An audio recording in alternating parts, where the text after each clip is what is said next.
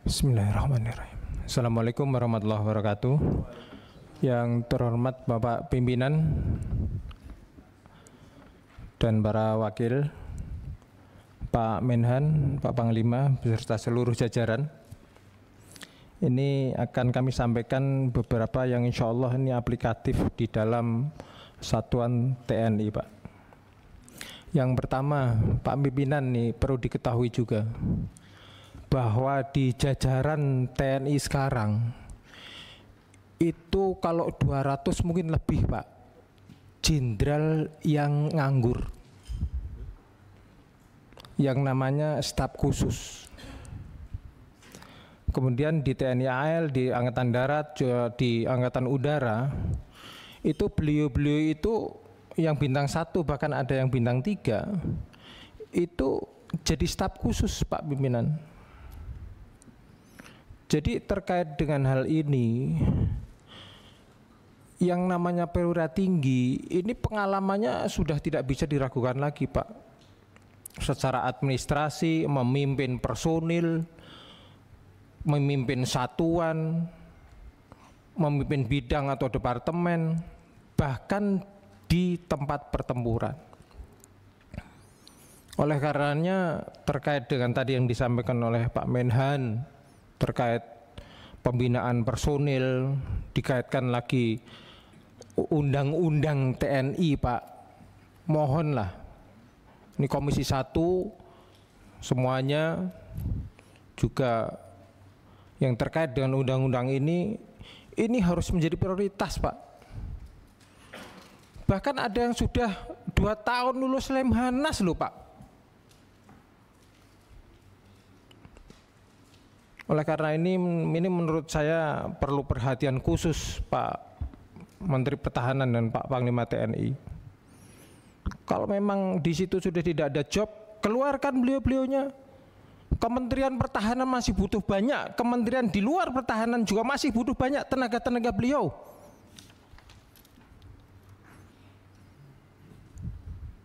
Saya mantan tentara, Pak, pernah jadi bupati. Jujur saja, saya juga plonga-plongo jadi bupati, karena emang nggak pernah dibekali untuk menjadi bupati itu ilmunya kayak apa. Nah ini kalau misalkan perwira tinggi ini segera mungkin diperbantukan ke kementerian atau departemen yang non pertahanan, harapan kami sekalian aja jadi wasrek di situ, Pak,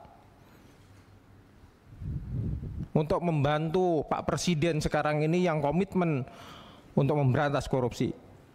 Sayang sekali jenderal Lemhanas lagi yang sudah 2 tahunan lebih pada parkir. Ini mungkin perlu jadi catatan tersendiri Pak Pimpinan dan juga Pak Menhan, izin. Yang selanjutnya yang kedua, saya tertarik tadi yang disampaikan oleh Pak Menhan tentang rencana pembentukan 100 batalion teritori pembangunan, Pak, ya.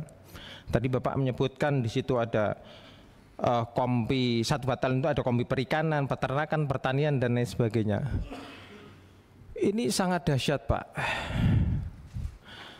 Dan saya yakin kenapa punya rencana kayak gini, ini Bapak pasti akan mengaplikasikan cita-cita besar Pak Presiden, di mana menginginkan mempunyai cita-cita besar Indonesia punya ketahanan pangan, bahkan swasembada. Pak, izin ini saya sampaikan, Pak, bahwa petani kita di Indonesia ini, petani yang asli, Pak, itu tidak kurang, Pak, banyak sekali. Tapi problem-problem dasar mereka sebagai petani asli yang ada di seluruh Indonesia ini memang sama sekali tidak terbackup dan tidak terbantu oleh pemerintah. Contoh satu, Pak, pupuk sajalah harus berapa ribu kali lagi, berapa juta ribu kali lagi petani itu jerit gara-gara hanya kurang pupuk. Dan ini nggak mungkin kita nggak tahu, itu nggak mungkin.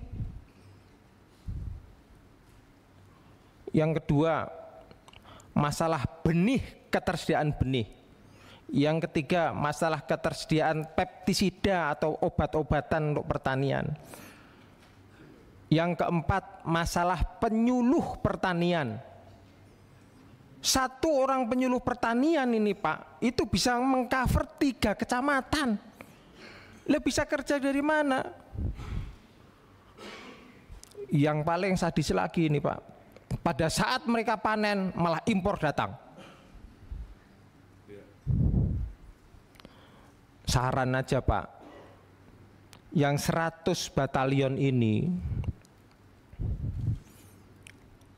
mbok di link up-kan saja Pak untuk jadi penyuluh pertanian yang langsung terjun bareng sama petani. Bukan saya tidak setuju masalah pembukaan lahan baru Pak, bukan. Tapi saya informasikan kepada Bapak bahwa berapa banyak kepala daerah di seluruh Indonesia ini yang menghantam saja AMDAL yang harusnya daerah hijau babat jadi perumahan. Berapa banyak? Ini harusnya tanggung jawab pemerintah juga. Tapi karena punya kewenangan yang begitu dahsyat si kepala daerah ini, akhirnya udah 14. Dan ini semakin lama pasti lahan pertanian akan habis Pak.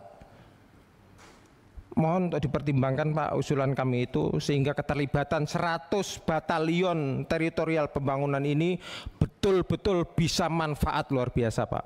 Karena saya sendiri tidak menginginkan untuk gagal. Yang ketiga Pak,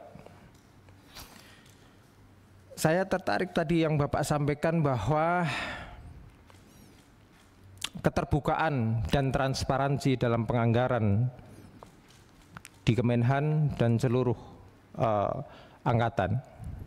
Tadi juga Bapak menyampaikan tidak akan mengajukan anggaran kalau tidak ada review pertama dari BPKP.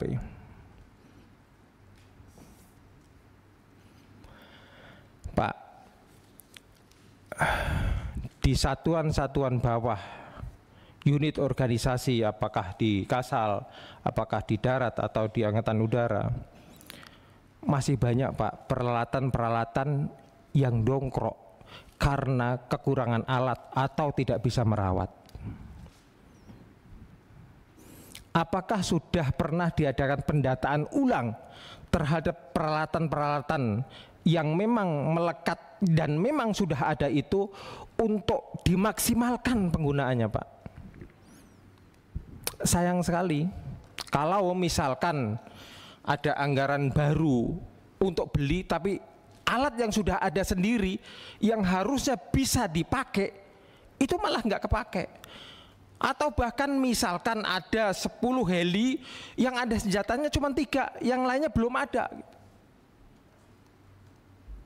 Kami mohon Pak, mumpung ini masih tahun pertama Pak Presiden juga menjabat, untuk 5 tahun ke depan agar betul-betul diteliti ke masing-masing unit organisasi di bawah Bapak, sehingga peralatan tempur yang ada ini betul-betul nyata bisa terpakai. Jangan sampai yang sudah ada, yang sudah kebeli, ada yang tidak bisa kepakai atau tidak maksimal, malah beli yang baru. Kami sangat mendukung untuk keterbukaan atau transparansi dalam bidang anggaran Pak.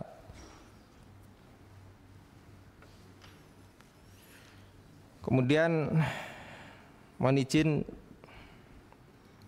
ini yang terakhir untuk Pak Panglima. Pak Panglima, saya pernah dibesarkan di organisasi Angkatan Darat. Saya bangga Pak, bangga sekali. Banyak hal yang bisa menuntun saya untuk menjalani kehidupan Pak. Ini masalah netralitas Pak. Netralitas TNI ini saya sampaikan pimpinan, ini udahlah tidak ada duanya. Netralnya luar biasa. Saking netralnya, mendekat ke tempat TPS saja takut. Ini beberapa poin Pak yang Bapak tadi sampaikan. Upaya mitigasi konflik, penguatan penegakan hukum, tegas terhadap penyimpangan pelaksanaan pilkada seperti money politik, black campaigns dan lain-lain. Pak, sekarang itu zaman demokrasi Indonesia yang sekarang, demokrasi yang terjadi sekarang kan kita ngerti semua Pak. Bagaimana dalam tanda kutip brutalnya di media ini yang lagi kencang-kencangnya ini Pak, katanya ada partai baru. Apa partai baru? Partai coklat. Nggak mungkin kalau kita nggak tahu kok.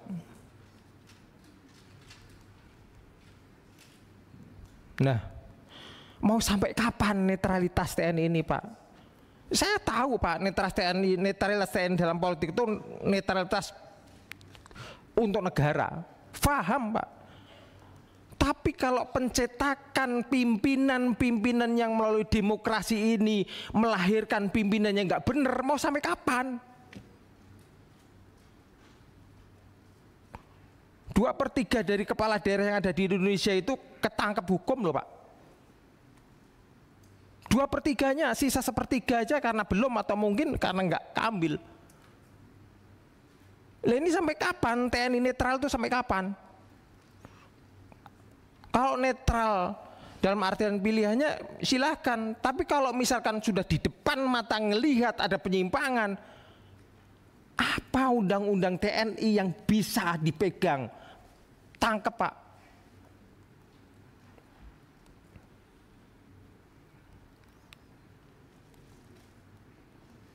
Negara ini kebetulan aja Pak, sekarang ini bahwa seluruh pimpinan yang ada harus keluar dari permainan politik Pak. Harus keluar dari permainan politik. Karena emang kayak gini. Tapi saya harapkan ke depan TNI mengambil peran lebih lagi Pak, untuk menjaga netralitas dan pemilu atau pilihan yang jurdil. Terima kasih Pak. Terima kasih pimpinan.